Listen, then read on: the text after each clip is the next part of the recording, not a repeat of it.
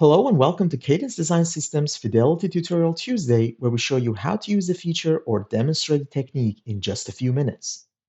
Today, I want to introduce you to the new examine function in Fidelity Pointwise called T-Rex wall spacing.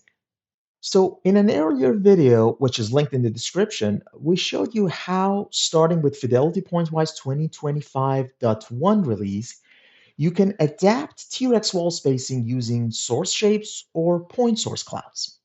This functionality allows you to have a variable wall normal spacing as part of some adaptive mesh refinement or AMR workflow. You can also manually use source shapes to have the wall normal spacing vary parametrically.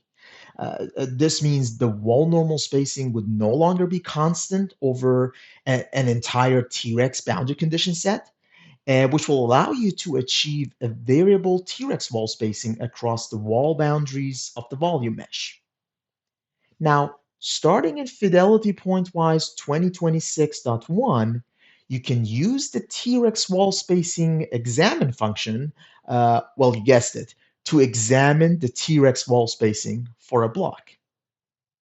So here I have a mesh setup where I've applied different wall spacing values to different T-Rex wall boundary condition sets, as you see here. I can now select the block and go to examine T-Rex wall spacing. And now I can easily see how T-Rex wall spacing is varied across different boundary sets. Here, I have another project where I want to adapt the T-Rex wall spacing using some a priori CFD simulation result in an attempt to have a variable wall spacing that will give me a uniform y plus distribution over the surface of the simplified CRM high lift wing. I have a point source cloud which will allow me to enforce this variable wall spacing. And I can now select the block and go to examine T-Rex wall spacing. And now I can see how the wall normal spacing is being varied based on an actual CFD solution.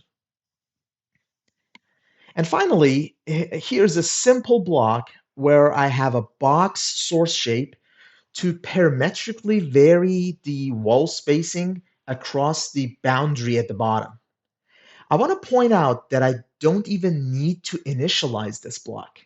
In fact, as long as I have the source shape of type T-Rex wall spacing that is active under the size field tab, and I've also enabled adapt wall spacing for this boundary under the boundary conditions tab, I can go ahead and examine the T-Rex wall spacing function on the block even prior to block initialization. And this tells me I will be having a variable T-Rex wall normal spacing across the bottom boundary because of this box source shape. And now if I initialize this block, I can see how the wall spacing is varied across the length of the T-Rex wall boundary. Thank you for watching. If you like this video, be sure to click the thumbs up button to subscribe to our channel for more videos like this. If you have any questions or suggestions for future videos, please drop us a line down below or connect with us on LinkedIn, which is linked in the description. Thank you all and have a pleasant Tuesday.